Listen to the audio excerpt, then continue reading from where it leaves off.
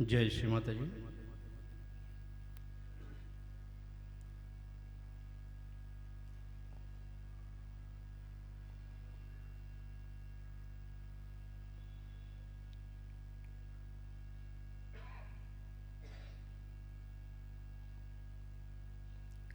अपने चित्त को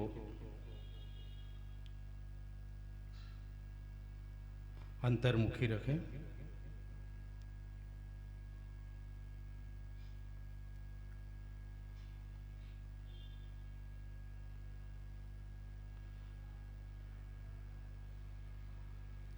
श्री माता जी से प्रार्थना करेंगे, श्री माता जी कृपा करके आप यहाँ पधार कर आसनस्थ होइए माँ, और हम सभी का ध्यान करा दीजिए श्री माता जी।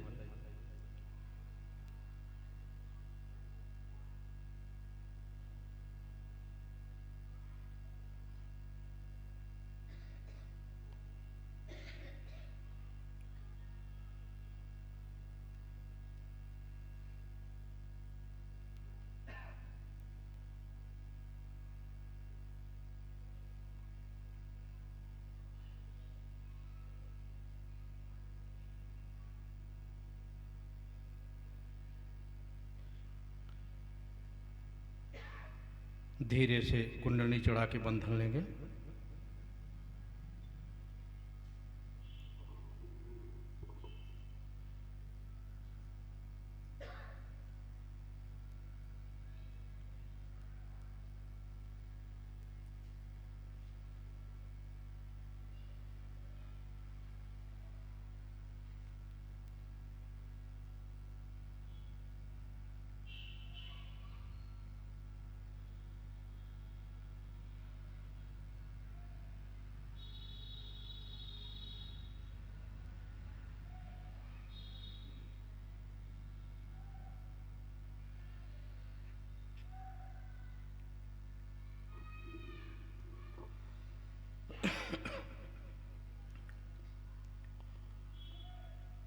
तीन महामंत्र एवं श्री गणेश मंत्र लेंगे।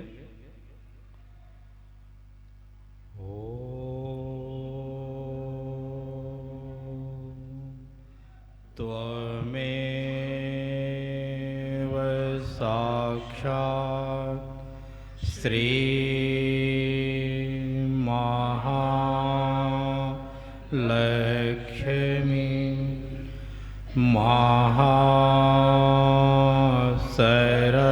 सरस्वती महाकाली त्रिगुणात्मिका कुंडलिनी साक्षात् श्री आदिशक्ति माताजी श्री निर्मला देव्यै नमो नमः। ॐ त्वमेव साक्षात् श्री कलकी साक्षात् श्री आदिशक्ति माताजी श्री निर्मला देव्यै नमो नमः। ॐ त्वमेव साक्षात् श्री कलकी साक्षात् श्री सहस्रार स्वामिनी मोक्ष प्रदायिनी माताजी श्री निर्मला देव्यै नमो नमः। ॐ त्वमेव साक्षात् श्री गणेश साक्षात् श्री आदिशक्ति माताजी श्री निर्मला देव्यै नमो नमः।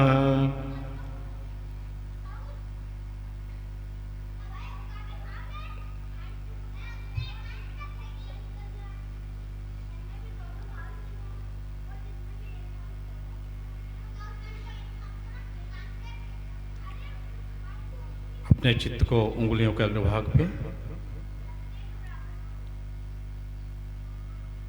हथेली के बीचों बीच एवं तालु भाग पे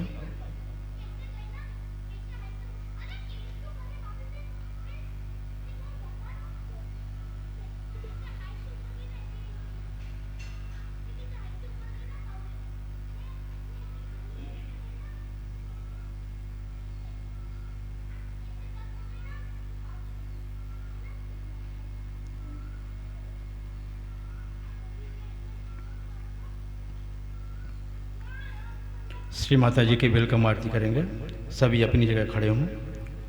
दो सहयोगी बहनें आगे आ जाएं आरती के लिए।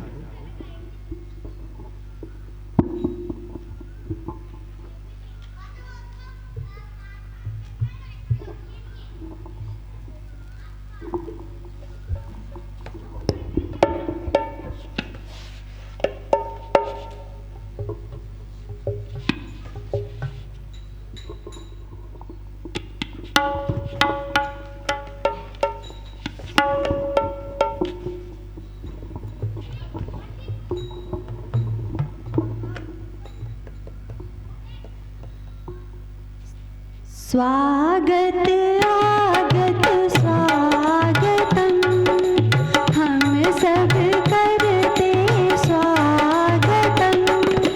स्वागत आगत स्वागतम, हम सब करते स्वागतम। आज हमारे बीच पधारे श्री माता जी आप तारे।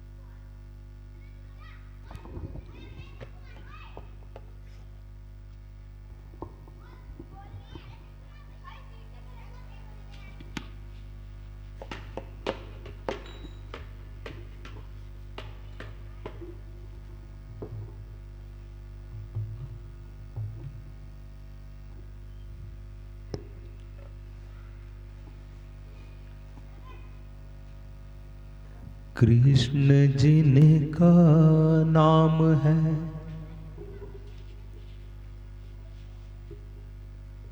गोकुल जिनका धाम है, ऐसे श्री भगवान को, ऐसे श्री भगवान को बारंबार प्रणाम है, बारंबार प्रणाम है। कृष्ण जिनका नाम है, गोकुल जिनका धाम है, कृष्ण जिनका नाम है, गोकुल जिनका धाम है, ऐसे श्री भगवान को, ऐसे श्री भगवान को बारंबार प्रणाम है, बारंबार प्रणाम है। कृष्ण जिनका नाम है, गोकुल जिनका धाम है, कृष्ण जिनका नाम, गोकुल जिनका धाम है, ऐसे श्री भगवान को, ऐसे श्री भगवान को बारंबार प्रणाम है, बारंबार प्रणाम है। यशोदा जिनकी मैया है, यशोदा जिनकी मैया है, नंद जी बापैया है, नंद जी बापैया है, यशोदा जिनकी मैया है, नंद जी बापैया है, ऐसे श्री गोपाल को, ऐसे श्री गोपाल को बारंबार प्रणाम है, बारंबार प्रणाम है। कृष्ण जिनका नाम है, गोकुल जिनका धाम है, कृष्ण जिनका नाम है, गोकुल जिनका धाम है, ऐसे श्री भगवान को, ऐसे श्री भगवान को बारंबार प्रणाम है, बारंबार प्रणाम है। यशोदा जिनकी मैया है, यशोदा जिनकी मैया है, नंद जी बापैया है, नंद जी बापैया है, ऐसे श्री गोपाल को, ऐसे श्री गोपाल को बारंबार प्रणाम है, बारंबार प्रणाम है। कृष्ण जिनका, गोकुल जिनका धाम है, कृष्ण जिनका, गोकुल जिनका, ऐसे श्री भगवान को, ऐसे श्री भगवान को बारंबार प्रणाम है, बारंबार। लूट लूट दादी माखन खायो, ग्वाल बाल संग धेनु चरायो,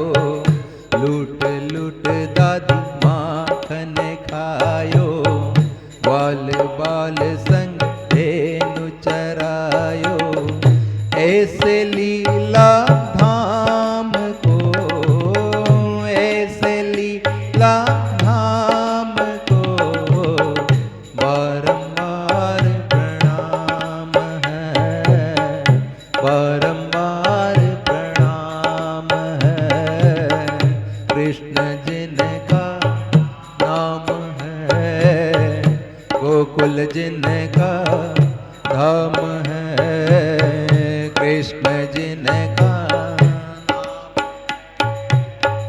गोकुल जिनका धाम है, ऐसे श्री भगवान को, ऐसे श्री भगवान को बारंबार प्रणाम है, बारंबार प्रणाम है। द्रुपद सुता की लाज बचायो, रासे गज को फंद छुड़ायो, द्रुपद सुता की लाज बचायो, रासे गज को फंद छुड़ायो, द्रुपद सुता की लाज बचायो, रासे गज को फंद छुड़ायो, ऐसे कृपा धाम को, ऐसे कृपा धाम को बारंबार प्रणाम है, बारंबार प्रणाम है। कृष्ण जिनका नाम है, गोकुल जिनका धाम है, कृष्ण जिनका नाम है, गोकुल जिनका धाम है, ऐसे श्री भगवान को, ऐसे श्री भगवान को बारंबार प्रणाम है, बारंबार प्रणाम है, बारंबार प्रणाम है, बारंबार प्रणाम है।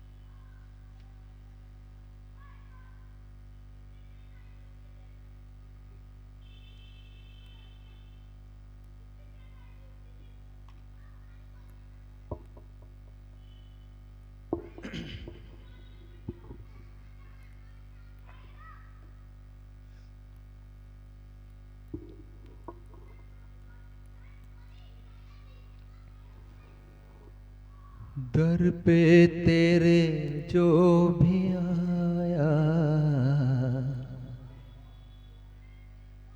वो तो श्रद्धा के फूल ले आया। माँ मेरी शेरा वाली, माँ मेरी मेहरा वाली, दर पे तेरे जो भी आया, वो तो श्रद्धा के फूल ले आया। माँ मेरी शेरा वाली, माँ मेरी ओ दर पे तेरे जो भी आया, वो तो श्रद्धा के फूल ले आया। माँ मेरी शेरा वाली, माँ मेरी ओ दर पे तेरे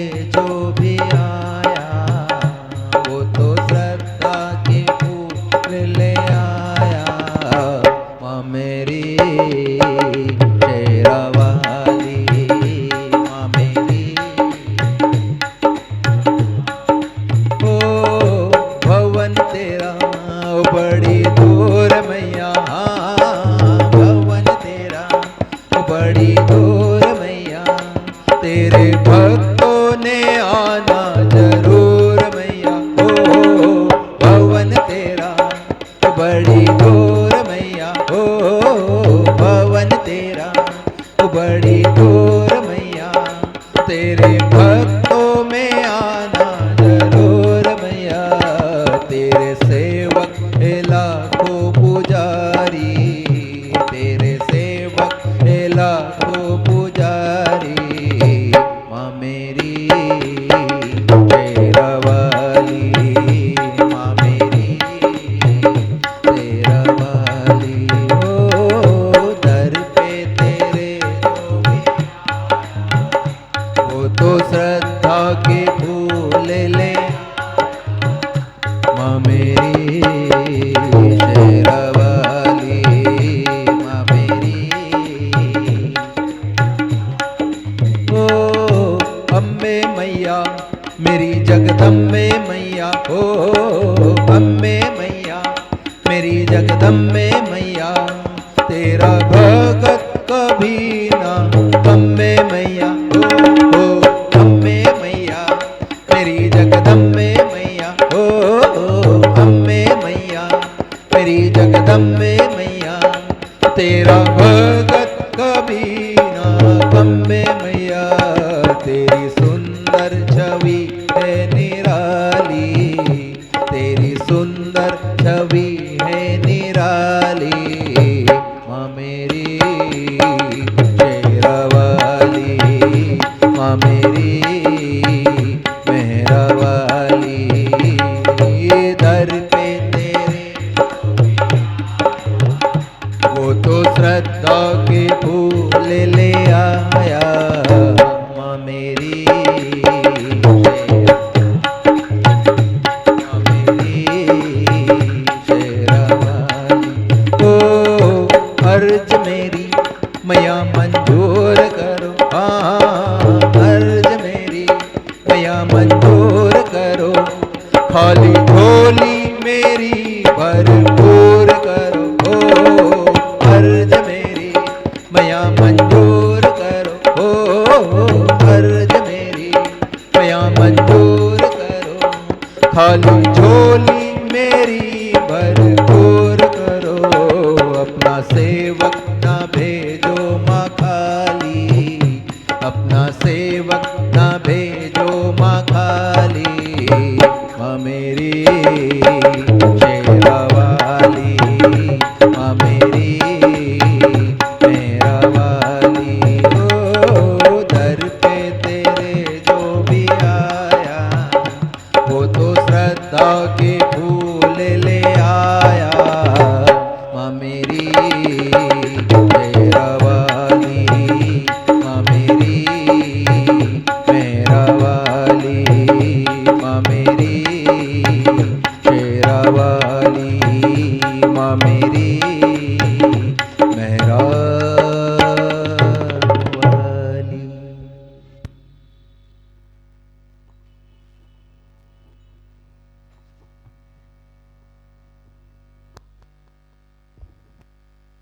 सत्य को खोजने वाले सब साधकों को हमारा प्रणाम।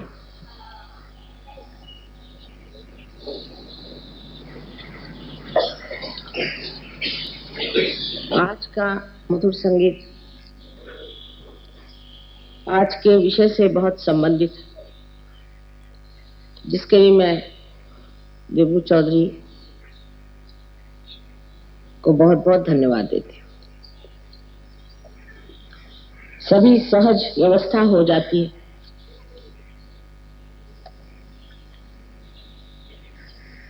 और आज संगीत में जो आपने 12 स्वरों का खेल देखा,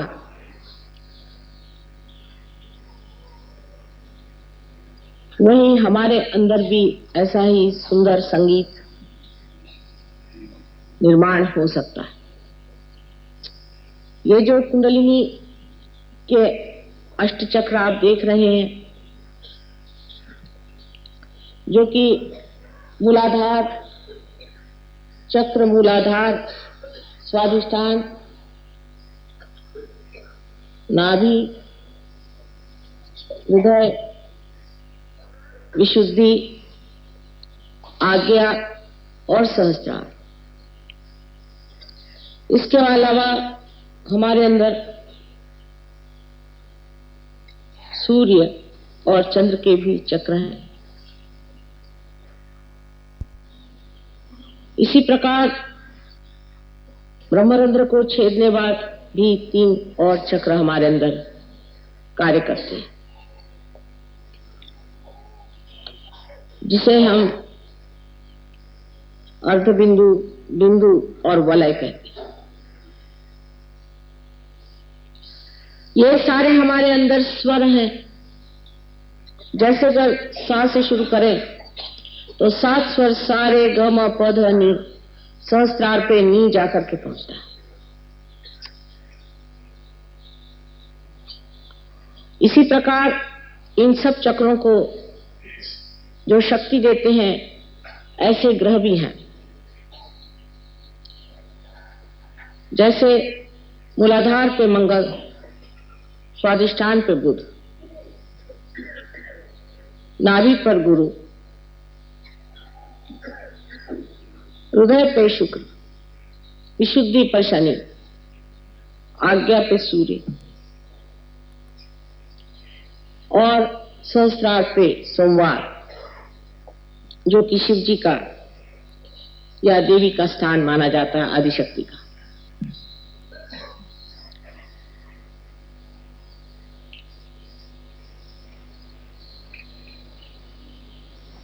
इसी प्रकार हमारे नवग्रह भी इन चक्रों पर वास करते हैं। इसका मतलब यह है कि जो कुछ भी ओंकार श्री गणेश से प्रणीत है वो सारा ही एक ही स्वर, एक ही ताल में पूर्णतया बद्ध होकर के एक सुंदर संगीत का साज हमारे अंदर परमात्मा ने तैयार रखा हुआ है। इसको छेड़ने के लिए ही कुंडलिनी कार्यान्वित होती है। जब कुंडलिनी इन चक्रों को छेदती हुई ब्रह्मरंध्र तक पहुंचती है, उसके उत्थान से हर चक्र में न जाने कितनी ही गतिविधियां हो जाती हैं। बहुत से लोग सोचते हैं और कहते भी हैं कि मां ये इतना सरल कैसे? सरल तो ऐसे है कि जितनी भी जीवंत क्रियाएं हैं सब बिल्कुल ही सहज है। एक बीज में अंकुर भी सहज आता है। लेकिन जो हम रोज देखते हैं, रोजमर्रा जानते हैं,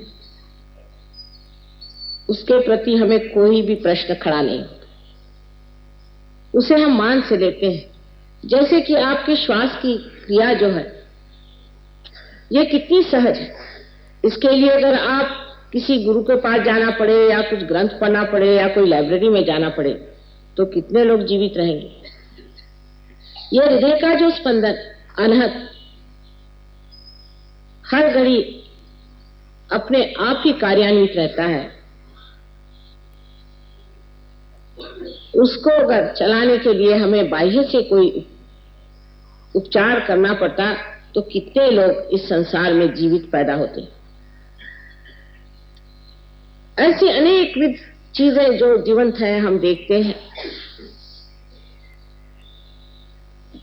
ये फूल खिलते हैं अपने आप और इनके फल भी हो जाते हैं अपने आप। ये ऋतम भरा प्रज्ञा जिसने इस सृष्टि को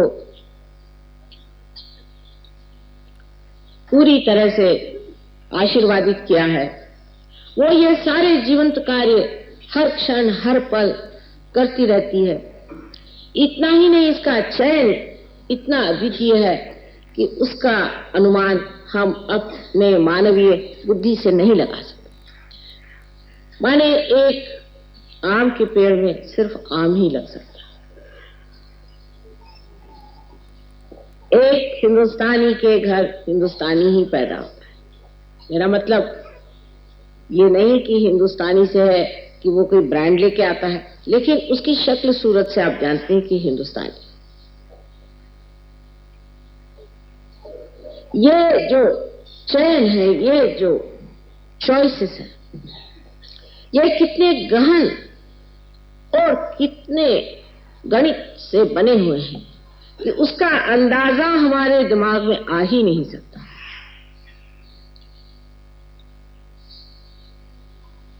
जैसे कि मैंने पहले कहा था कि सिर्फ एक ही हो सकता है कि जो ये सीमित बूंद है इसे हम सागर में ढाल सकते हैं। सागर से एकाकार होने पर सागर की सारी शक्तियों को देख सकते हैं, जान सकते हैं और उसका आनंद भी लूट सकते हैं। यही कार्य ये कुंडलिनी करती है। लेकिन इसकी व्यवस्था इतनी सुंदर है इस सांस की कि ये स्वर सारे जाकर के अंत में अपने मस्तिष्क में पूरे यहां से लेकर के यहां तक सातों की सातों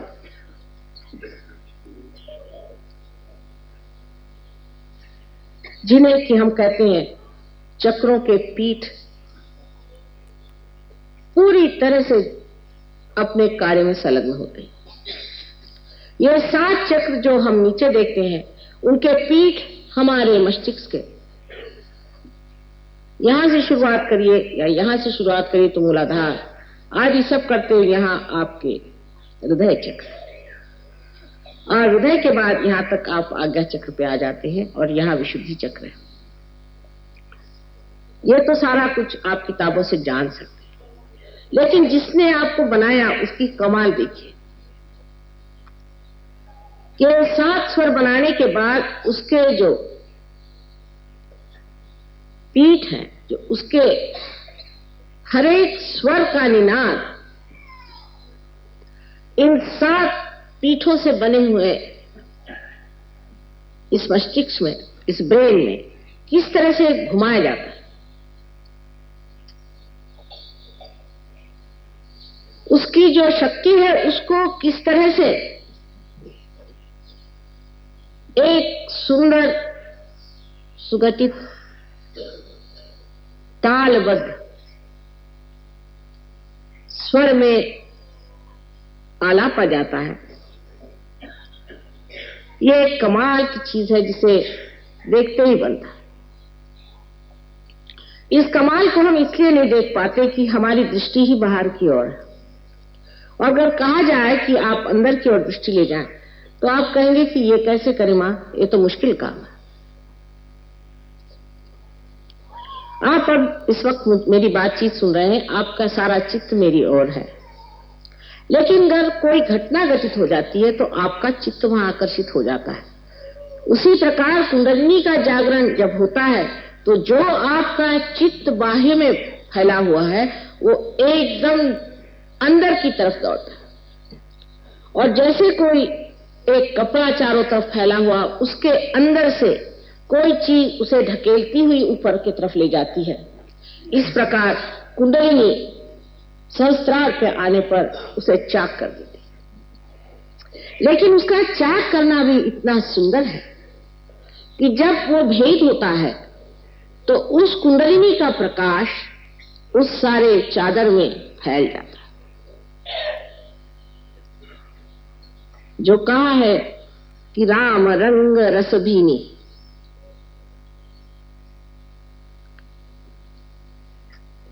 वो चदरिया जो कि हमारे चित्त की है, उसमें सत्य का प्रकाश फैल जाता है।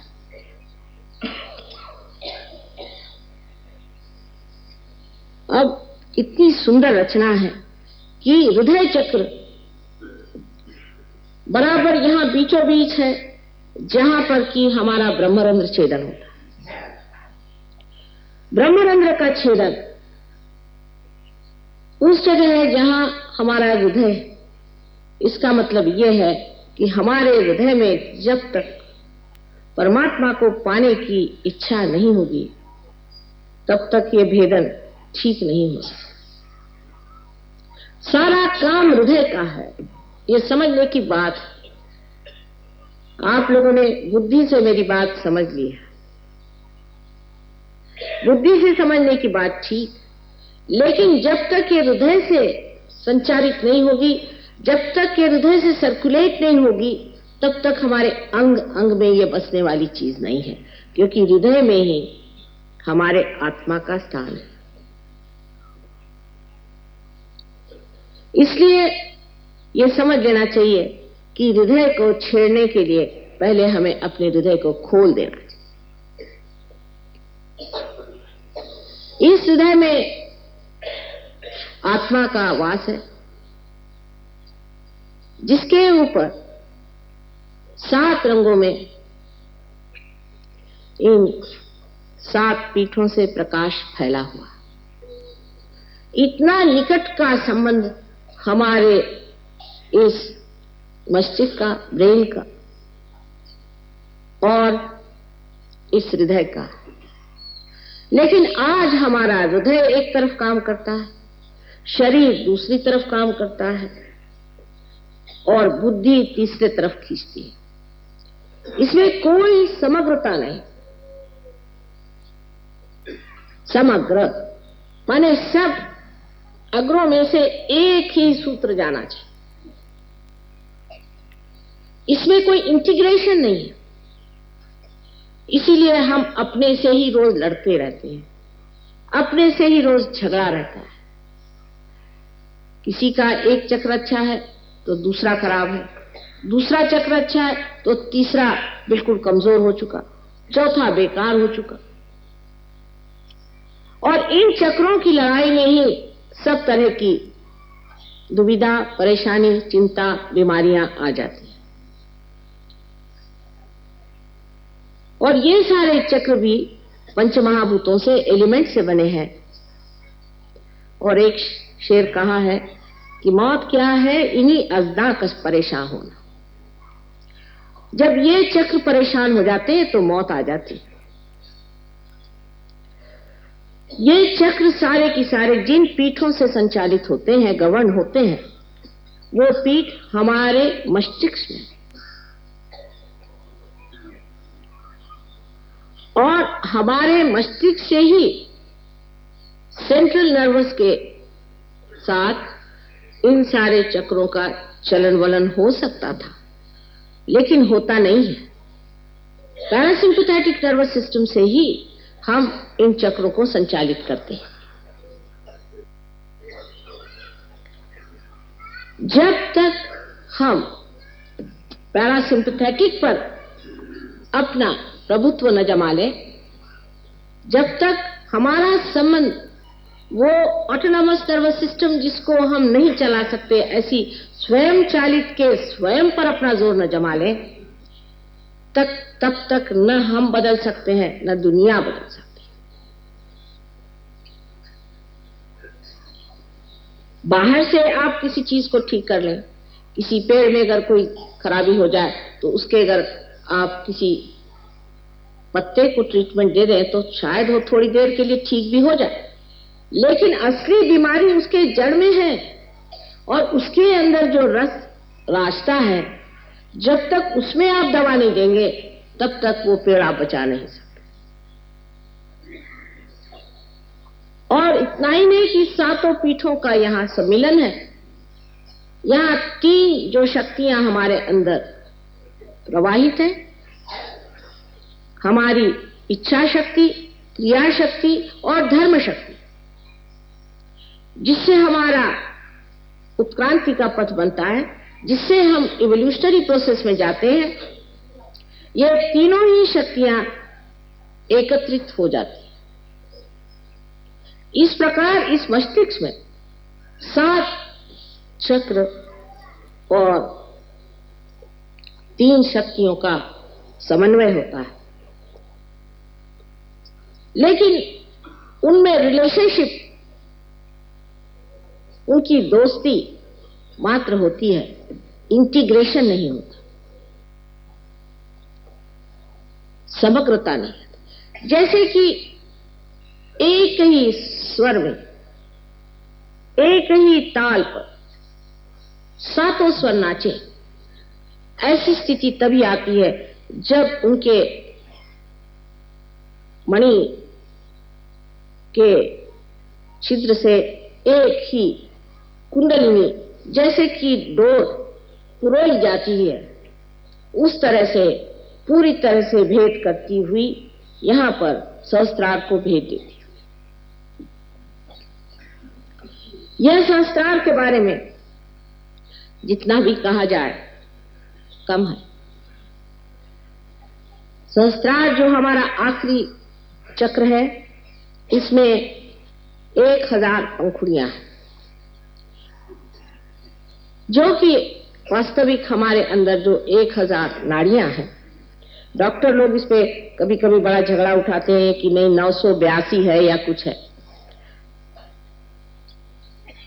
ये तो बिल्कुल हृदयहीन बातें हैं, जिसमें कोई सुर नहीं, कोई माधुर्य नहीं।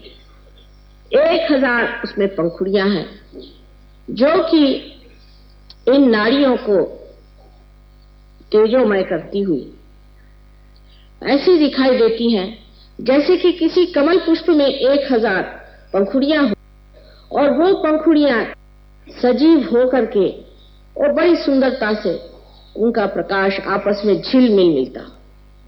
अत्यंत शांत ऐसी ये तेजोवलय से भरी हुई तेजपुंज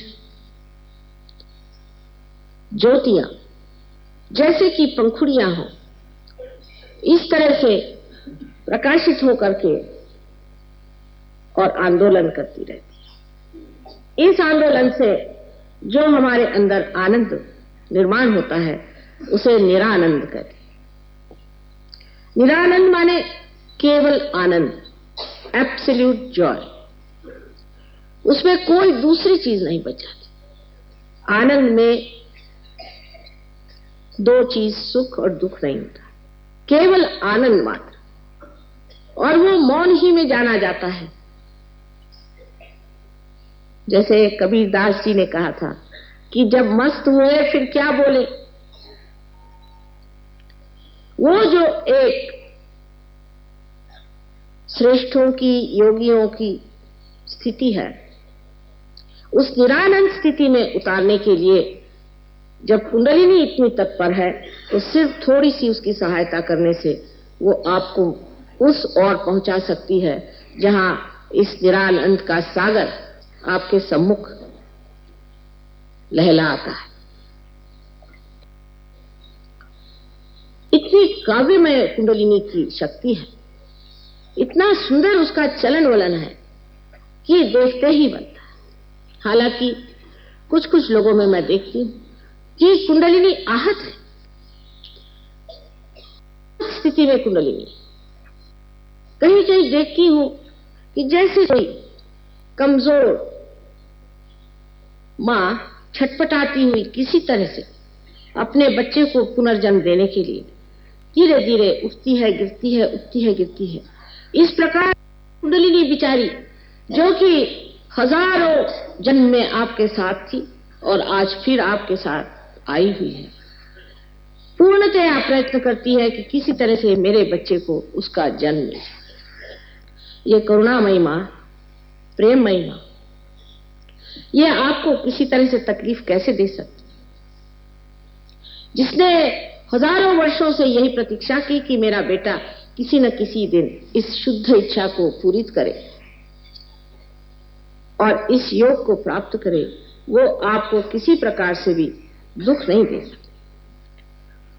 लेकिन मैंने आपसे जैसे बताया, दुनिया में इतने कटु लोग हैं कि जो शुभ और उच्च चीजें हैं उनके प्रति भी कोई आदर नहीं रखते, उनको किसी भी चीज के प्रति आदर नहीं होता।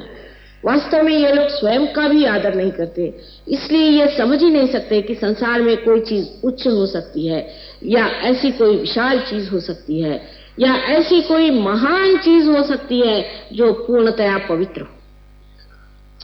हमारे सामने इतने संतों के उदाहरण होते हुए भी हम लोग भूल जाते हैं कि जब वो इस संसार में आए तो वो अपने लिए नहीं आए, क्योंकि उनको क्या करने का था, वो तो सब कुछ पाए हुए थे। वो कुछ देने के लिए हमारे पास आए थे और जो उनको देना था वो उन्होंने काम हमारे अंदर, हमारे शरीर के अंतर्गत कर दिया है। सिर्फ उसकी जानकारी हमें नहीं, बाह्य से हम जरूर उनके गुण गाते हैं, उनके गाने गाते हैं, उनकी प्रशंसा करते हैं, लेकिन हम इससे अभी अभिज्ञ हैं। अभी तक हमने ये जाना ही नहीं कि वो स्वयं हमारे अंदर बसे हुए इस कार्य के लिए तत्पर है। एक बार कुंडलिनी का जागरण होने दीजिए, तभी ये कार्य होगा। संस्कार की सुंदर व्यवस्था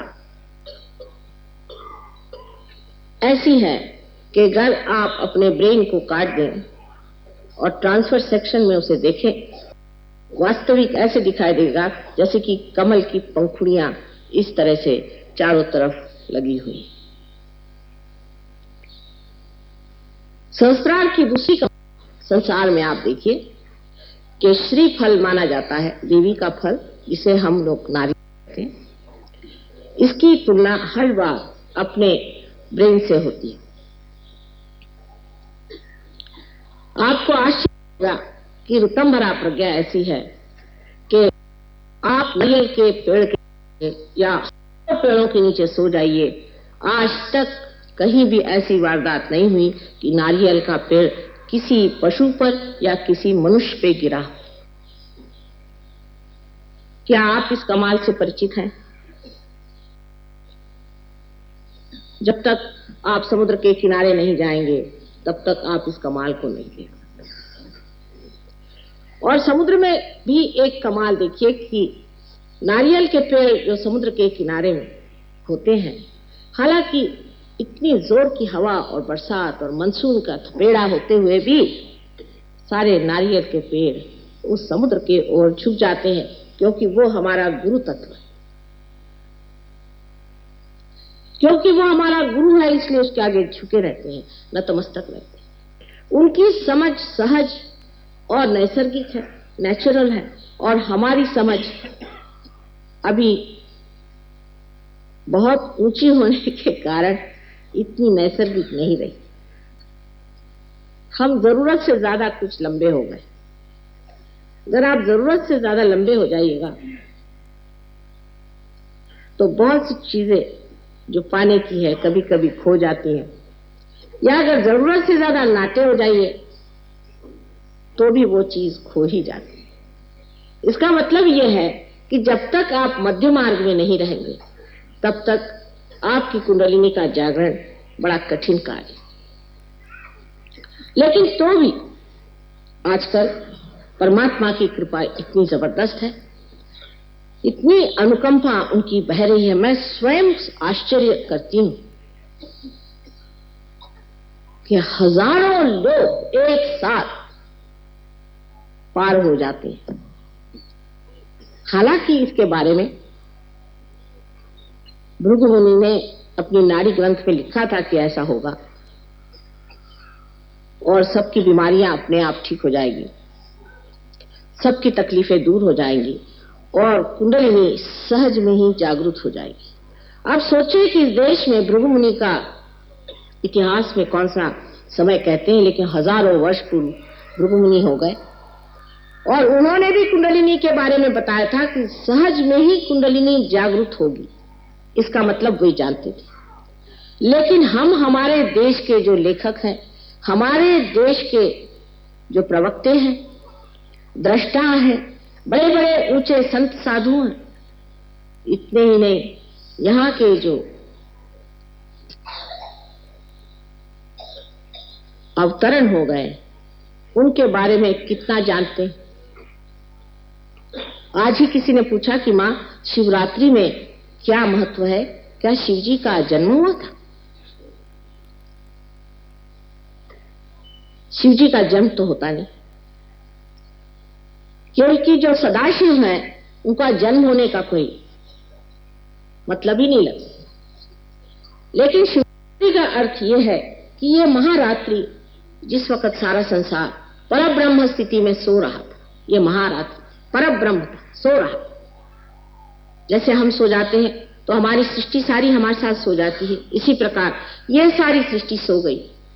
यह महारात्रि थी और तब उसमें सदाशिव जब जागृत हुए, सदाशिव माने जो कभी भी नहीं बदलते, जो कभी इनकार नहीं करते, जो सिर्फ एक साक्षी स्वरूप होकर के सारे संसार को देखते हैं, वो सदाशिव जब जागृत हुए तब उन्होंने अपनी शक्ति, जो आदिशक्ति जिसे कि होली घोस्ट कहते, इसे वेदों में ई कहा गया, जिसे अथीना कहते, इस शक्ति को अपने से अलग करके और कहा कि तुम सृष्टि की रचना करो। इसलिए शिवरात्रि आज मनाई जाती है कि आज की रात्रि के बाद शिव जी जागृत हो गए, सदाशिव जागृत हो गए। यही सदाशिव जब हमारे हृदय में आत्मा स्वरूप प्रकाशित होते हैं तो इसे शिव कहा जाता है। उस वक्त बहुत से लोग अज्ञान में उपवास करते हैं। शिवरात्रि के दिन उपवास करने का तुक समझ में नहीं आता, क्योंकि जिनको यही मालूम नहीं कि शिवरात्रि के दिन क्या चीज हुई। यहां तक लोगों ने पूछा कि क्या उस दिन शिव जी की मृत्यु हो गई थी। जो अनंत है उनकी मृत्यु कैसे हो सकती। इतने हम लोग अज्ञानी हैं कि उस दिन हम उपवास करते हैं जिस दिन वो जागृत हुए थे। आज हमारे अंदर वो आत्मा जागृत होने का समय आया। हम लोग भी एक महारात्रि में डूबे हुए थे, एक महारात्रि जिससे ये घोर कलयुग छाया हो, एक महारात्रि है। और इस महारात्रि में जागृत होने के लिए आप आज सम्मुख बैठे हुए हैं। आपके अंदर बसा हुआ आत्मा आज जागृत होना चाहिए। ये आत्मा सच्चिदानंद स्वरूप, सच्चित आनंद। सत माने ये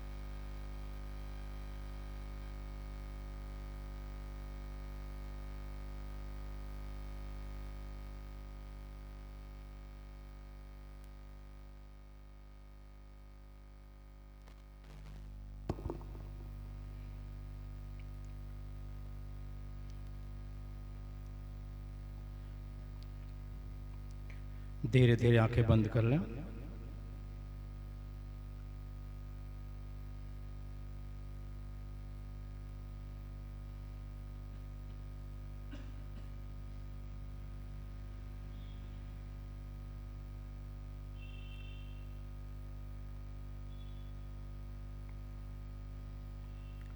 अपने चित्त को स्वयं की अनुभूति पे ले जाएं।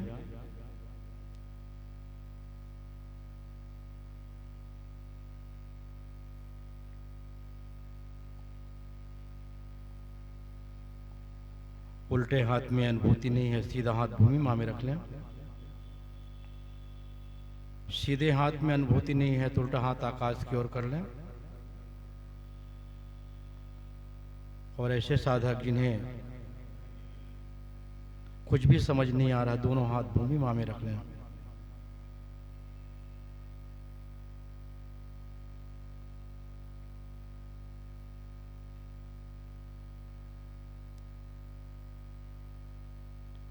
तीनों ही अवस्था में श्री माता जी क्षमा मांगे हैं, श्री माता जी से संतुलन मांगे हैं।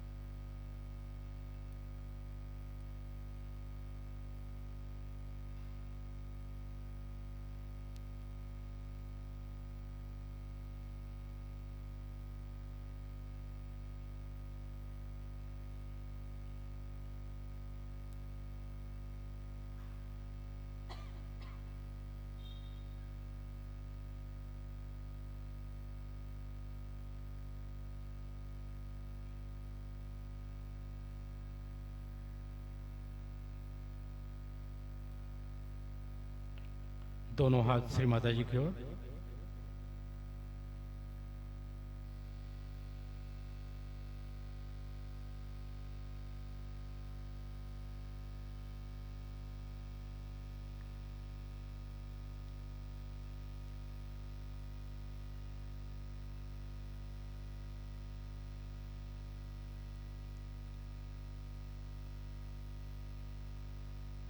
अपने चित्त को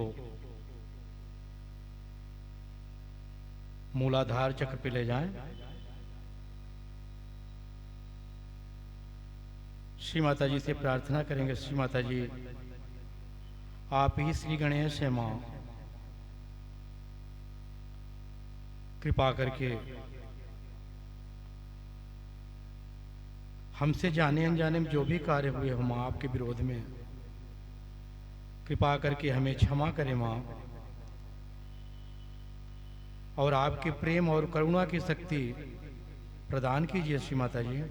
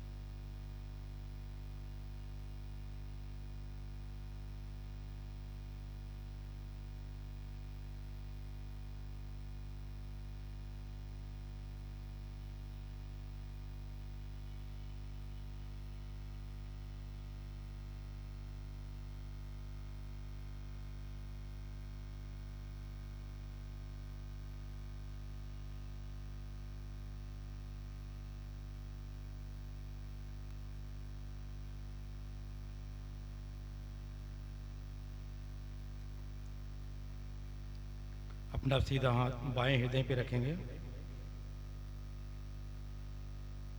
श्री माता जी से प्रार्थना करेंगे, श्री माता जी हम आपकी परम कृपा में केवल एक शुद्ध आत्मा है माँ, कृपा करके आप हमारे हृदय में आ जाइए माँ।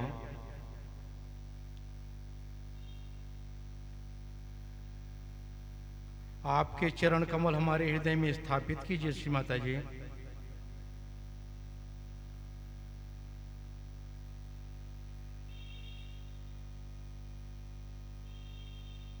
श्री माता जी कृपा करके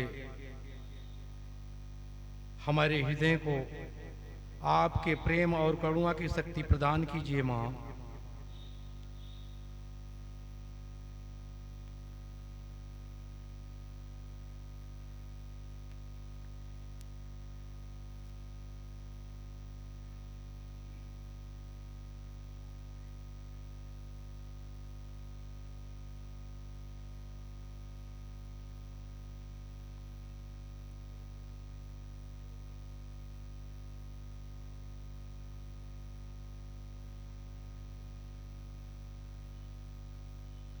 इसी हाथ की 5 उंगली मिलाकर हंसा चक्र पे रखेंगे।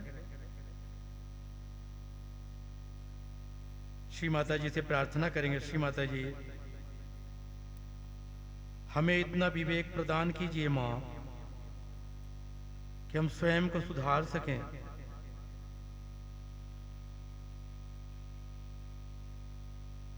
श्री माता जी कृपा करके हमारे अहंकार प्रति अहंकार को संतुलन प्रदान कीजिए माँ।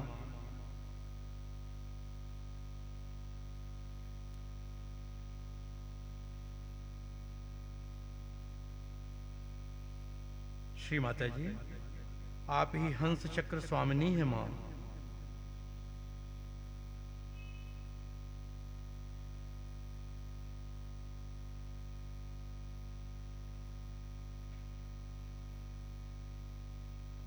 श्री हंस चक्र स्वामिनी का मंत्र लेंगे।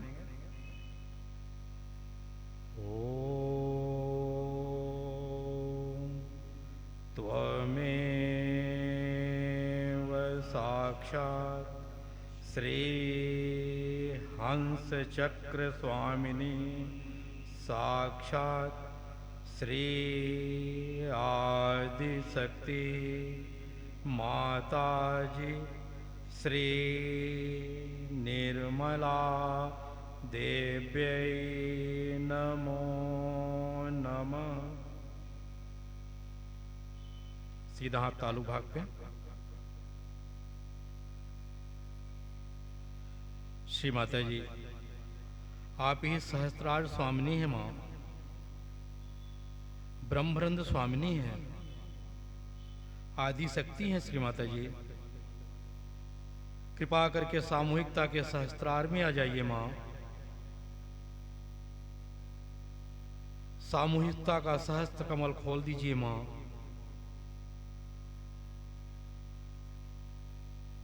श्री माता जी कृपा करके सामूहिकता को ध्यान में उतारिए माँ।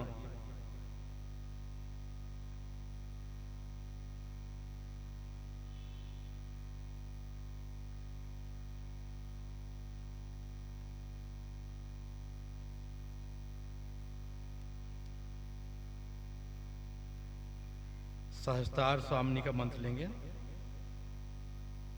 ओम त्वमेव साक्षात् श्री सहस्त्रार स्वामिनी साक्षात् श्री आदिशक्ति माताजी श्री निर्मला देव्यै नमो नमः। धीरे धीरे हाथ गोदी में ध्यान में जाए।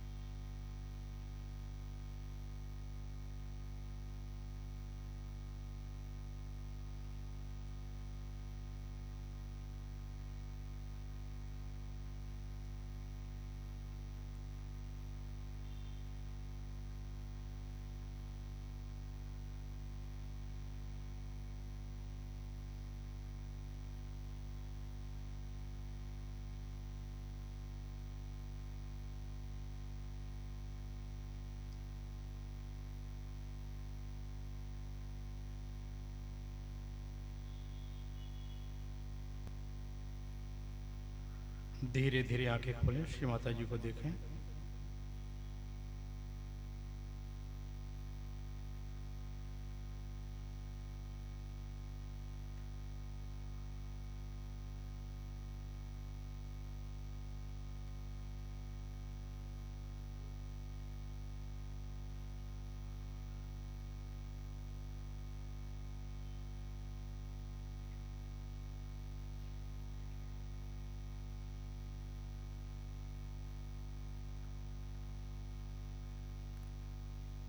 जय श्री माता। सभी अपनी जगह आरती के लिए खड़े हों।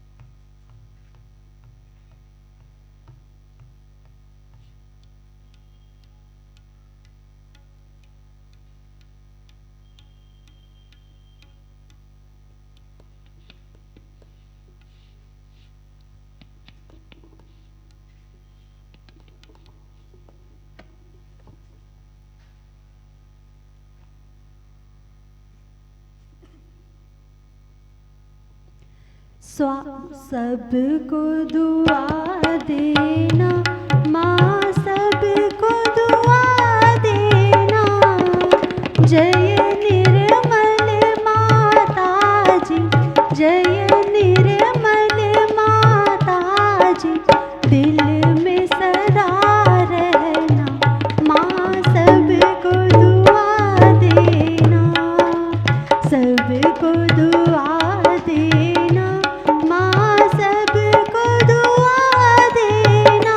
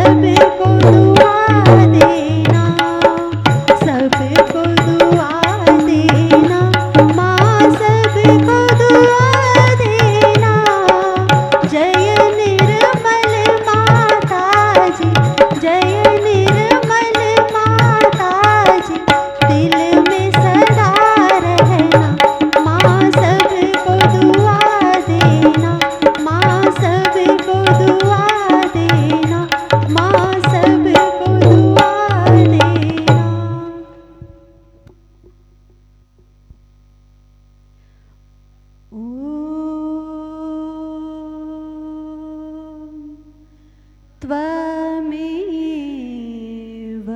साक्षात्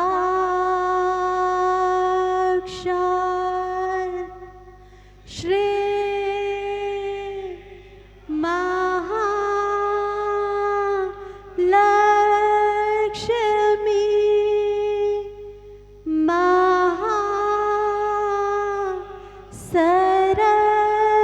सरस्वती महाकाली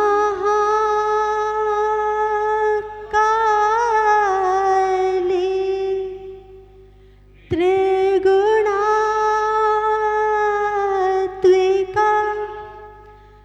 कुंडलनी साक्षात् श्री आदिशक्ति माताजी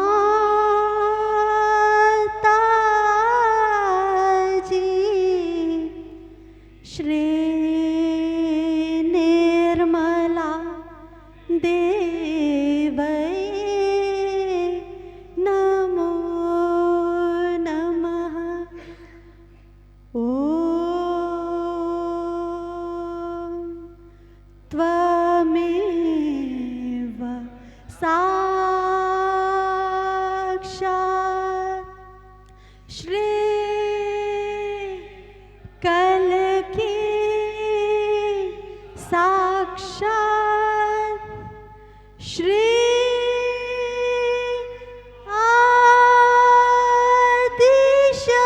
आदिशक्ति माताजी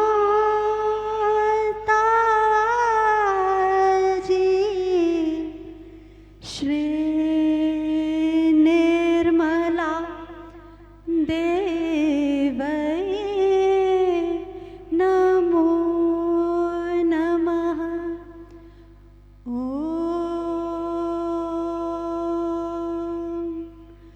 त्वमेव साक्षात्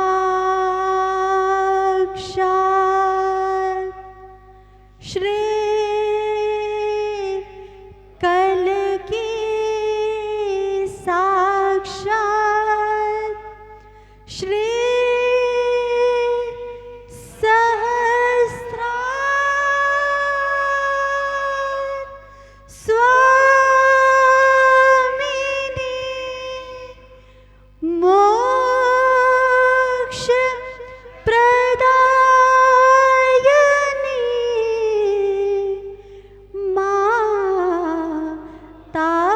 माताजी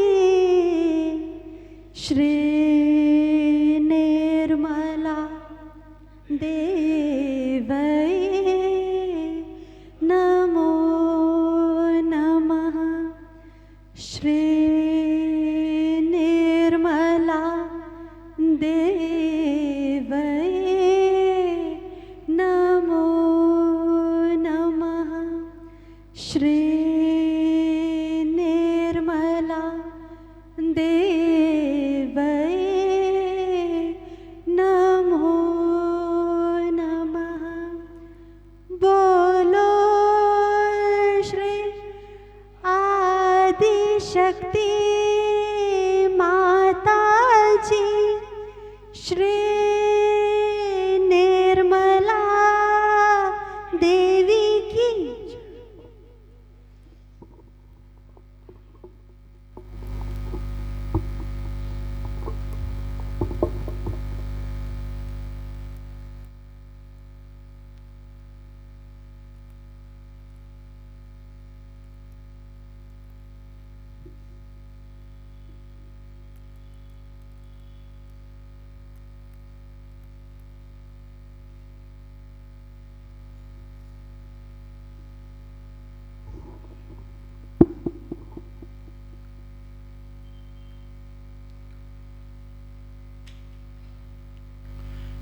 श्री माता जी कृपा करके ध्यान एवं आरती की बात का आपका प्रेम, आपका आशीर्वाद समस्त चक्रनाड़ी को प्रदान कीजिए माँ, और इसके माध्यम से हमें आपका यंत्र बनाइए श्री माता जी।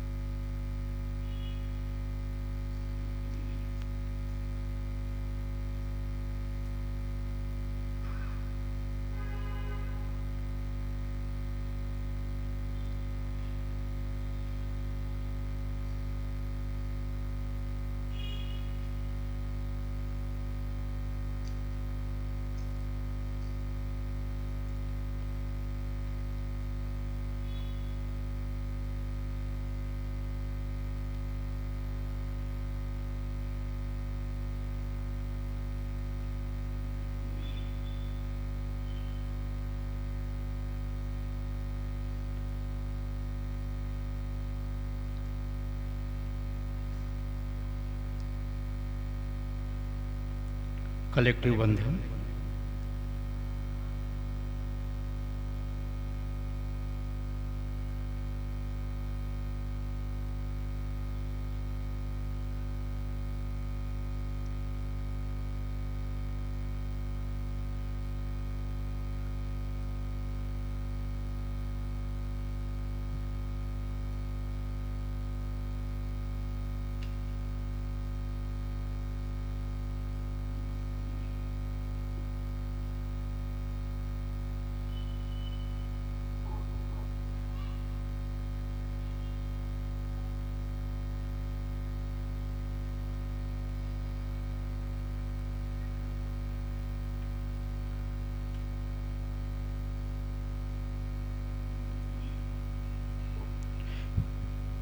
जय श्री माता जी। प्रसाद वितरण कृपा कर गेट पे करें।